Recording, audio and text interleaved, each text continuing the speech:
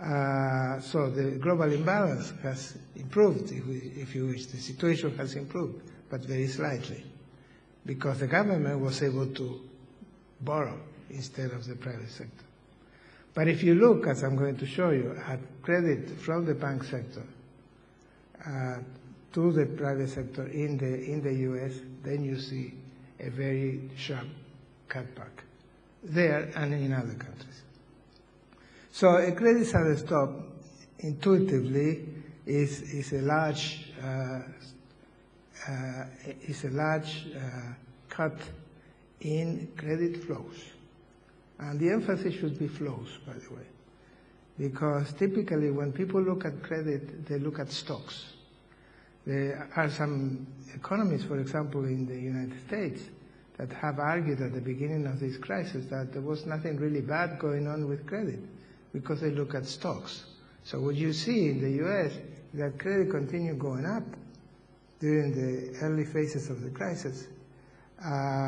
It flattened a little bit, but it didn't collapse. So if you're looking for a collapse, you're not going to see it in many cases. But what's relevant for the private sector is not the stock, but the flow. And why is that? Because this is an identity, or almost an identity. Expenditure of any unit is income by that unit at credit inflows, or income which includes transfers, etc., right? Plus credit inflow. Flow is the point. So even if the stock does not fall, if the flow credited collapses, then expenditure will have to adjust, assuming income is constant. Typically during these episodes, in addition, income falls. But leave that aside. Even assuming that income doesn't change, a sudden cut in credit will call for a sudden cut in expenditure. A sudden and unanticipated. That's the concept here. And that's another very important thing here. Because in this literature, even when people talk about sudden stop of international credit, there are many papers that emphasize the size. I don't think the size is so important, and it is the surprise effect. And why is that? Because we don't have complete markets, financial markets. So if there is a surprise, and it's a very big surprise, maybe that surprise was not included in most of the contracts. And therefore the solution to that disequilibrium is not an insurance contract, but sheer bankruptcy. And if you have generalized bankruptcy, then you run into a situation which is structurally very different from a normal situation, right? And that's when things really become very complex. So as I said, why does that matter? Of course, if there is a collapse, well, I didn't have that in the previous one. If there is a collapse in expenditure, too bad for that unit. But the thing is that collapse in expenditure will normally bring about changes in relative prices.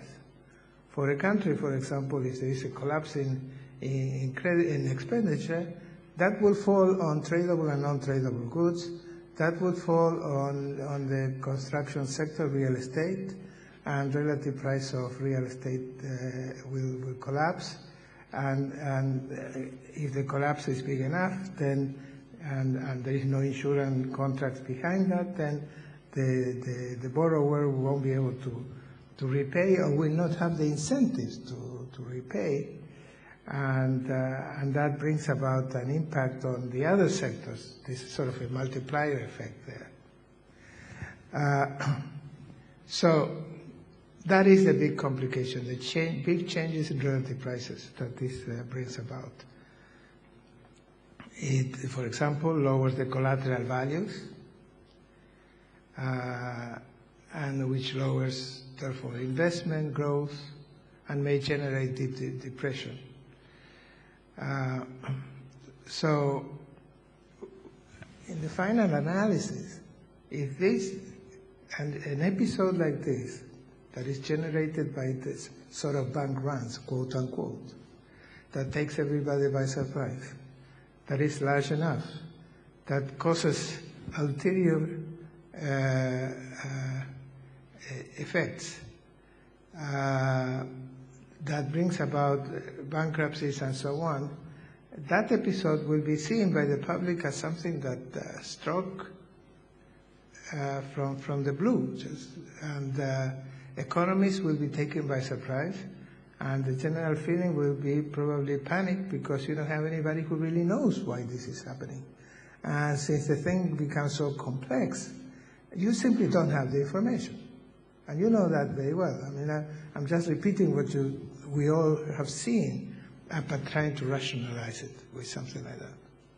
So in my mind, that sort of reinforces the view that here we are dealing with sort of a bank run. And why, as I'm going to argue in a minute, the problem is we didn't have a lender of last resort at the global level. Even though the countries in advanced economies have done a lot of work in that direction. So the subprime crisis is an example, as you know, started in an obscure corner of the capital market. In the US, I kept talking with my friends involved in this market, and everybody knew that the subprime market was in real trouble. So that was common knowledge. The feeling, though, was that if something happened there, I mean, there was a small, very small relative to the capital market, very small also relative to the real estate market in the United States, 500 billion against 15 trillion, something like that. So peanuts. That should be fixed in no time, if necessary. But we know what happened. But the point is, one interpretation is that it gave rise to bank runs beyond the boundaries of traditional banks and beyond the subprime market. And for an extended period of time, the central banks were very active in order to prevent that would cause a collapse of the financial system. So you have to give them a lot of credit for what they've done. But they stopped at Lehman. So my reading is Lehman was a point where they said, here we draw the line on the sand. And up to that point, everybody was talking about decoupling of emerging markets. But Lehman changed that completely.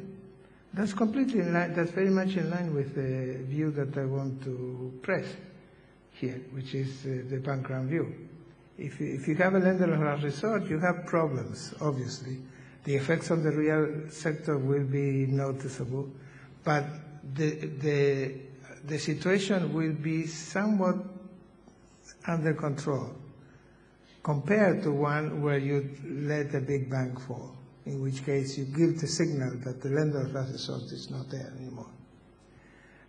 So that's my reading of Lehman.